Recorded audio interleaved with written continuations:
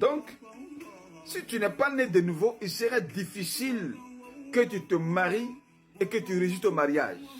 Parce que tu n'es pas encore né de nouveau et que le diable te tient par derrière. Parce que tu vis encore dans un péché quelconque.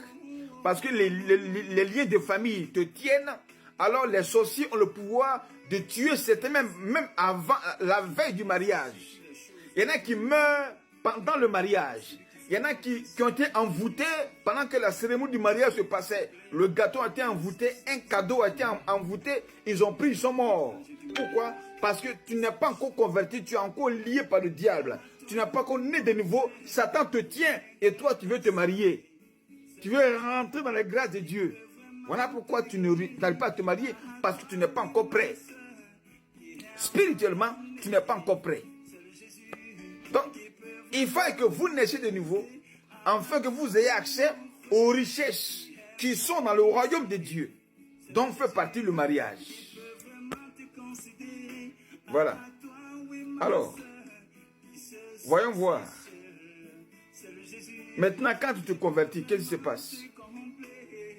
Donc, la conversion, dans la conversion, il y a la conversion. Donc, décider de changer de vie. Deuxièmement, il y a le baptême, naître de nouveau, être baptisé d'eau qui nous lave de tout péché, voilà, et d'esprit qui nous délivre des démons.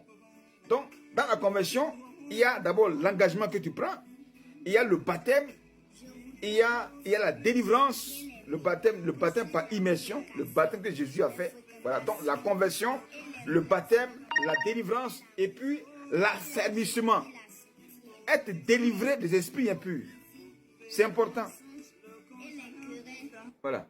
Donc, si tu n'es pas délivré des démons qui possèdent ta vie, les démons des maris de nuit, les démons des femmes de nuit, le démon de la reine des côtes, le démon du roi des côtes qui te possède. La nuit tu dors, ces esprits des eaux viennent coucher à toi et toi tu vas aller te marier. Tu penses que dans cet état spirituel là, dans lequel tu te trouves là, tu peux aller te marier puis faire un mariage de longévité? Non. Ces mêmes esprits vont te trouver dans ton mariage, ils vont te combattre jusqu'à ce que tu perdes le foyer, tu perds ton mariage. Pourquoi? Parce que tu n'étais pas prêt. Quand tu n'as pas encore converti, tu n'as pas baptisé, tu n'as pas délivré des démons, les sorciers peuvent avoir accès à ton mariage. Donc ils vont te donner un vilain caractère. Pour des femmes, un esprit autoritaire. Pour des hommes, un dictateur. Un homme qui n'a pas d'amour. Un homme violent. Une femme autoritaire. Une femme insoumise. Et puis tout ça, tu prends tout ce bagage-là et puis tu vas te marier. Tu penses que tu vas faire long feu dans un tel mariage? Non, ça ne va pas durer. Tu vas perdre ce mariage. Quand on perd une bénédiction, ça veut dire qu'on n'était pas prêt à la conserver. C'est tout. Perdre ton mariage, ça veut dire que tu n'étais pas prêt à conserver le mariage. Il te manquait la connaissance. Comment faire pour la maintenir? Voici la raison pour laquelle Dieu dit, on ne donne pas la viande aux enfants, aux chiens. On ne donne pas les bonnes choses aux enfants.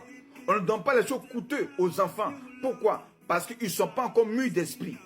Ils n'ont pas encore la connaissance pour conserver, pour garder ces choses. Voici la raison pour laquelle Dieu, avant de donner le mariage, c'est-à-dire Ève à Adam, Dieu a pris le temps de former Adam d'abord. Amen. Lisons ça. Dans Genèse chapitre 2, versets 7 à 8.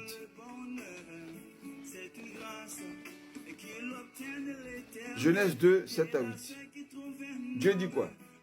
On dit l'Éternel Dieu forma l'homme de la poussière de la poussière de la terre, et il souffla dans ses narines un souffle de vie, et l'homme devint une âme vivante.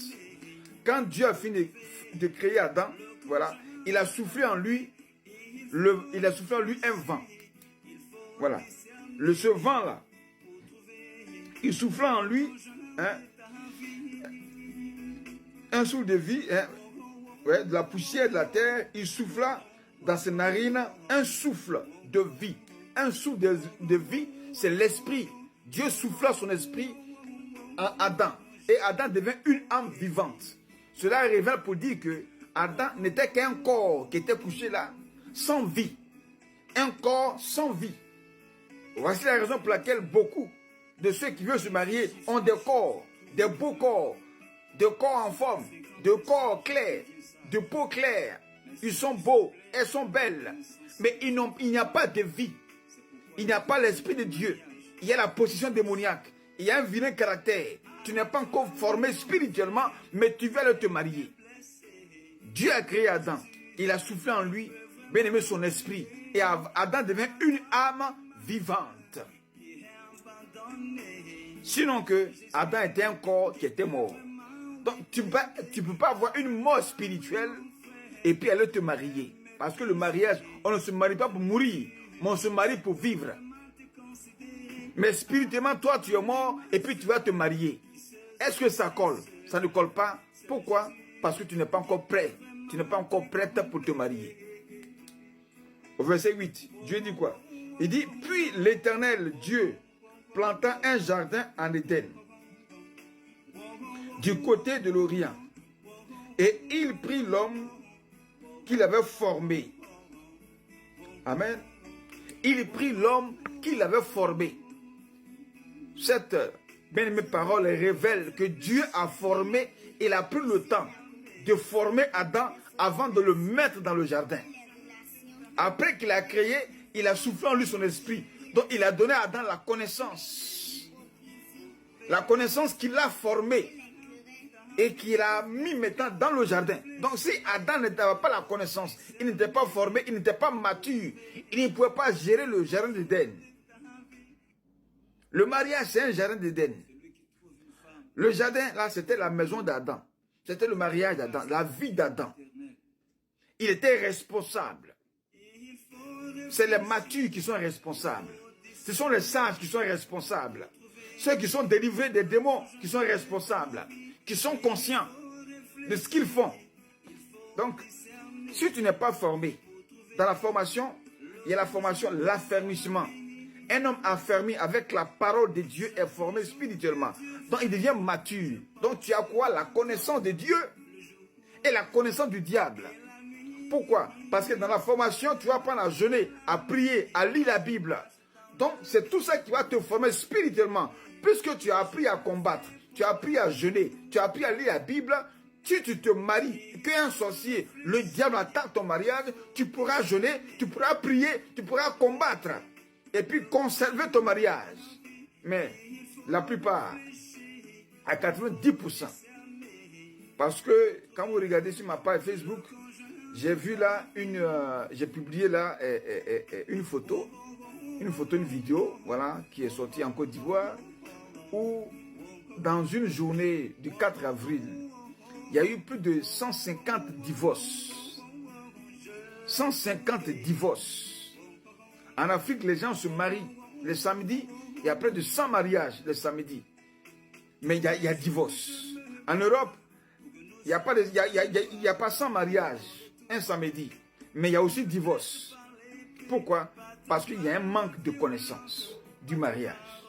Les gens ont beaucoup d'argent, ils sont beaux, elles sont belles, et ils pensent que ça suffit, ça leur suffit pour aller se marier. Ça ne suffit pas. Ça ne suffit pas.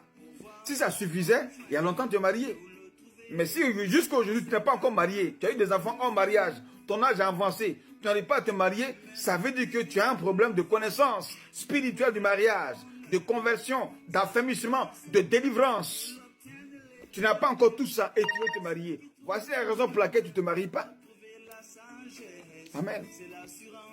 Donc, ça veut dire que ne compte pas sur ta beauté, sur ton argent, sur ton travail, pour te marier. Tous ceux qui ont ça là, ils ont ça, hein, mais n'arrivent pas à se marier. Il y a beaucoup qui ont l'argent, n'arrivent pas à se marier. C'est pourquoi les riches, chaque année, chaque 2 ans, les riches divorcent, ils se remarient. Et ils pensent que c'est l'argent qu'il leur faut pour se marier. Mais si l'argent suffisait, pourquoi toi le riche tu divorces? Si ta beauté, femme, ta beauté suffisait pour te marier, pourquoi depuis là tu n'es pas encore marié? Jusqu'à ce que tu aies des enfants en mariage. Ça veut dire que tu n'es pas encore prête pour te marier. Il faut que vous alliez à la délivrance, à la conversion, à l'affermissement, à la connaissance de Dieu, à la connaissance du mariage. Ayez la connaissance, soyez formés avant d'aller vous marier.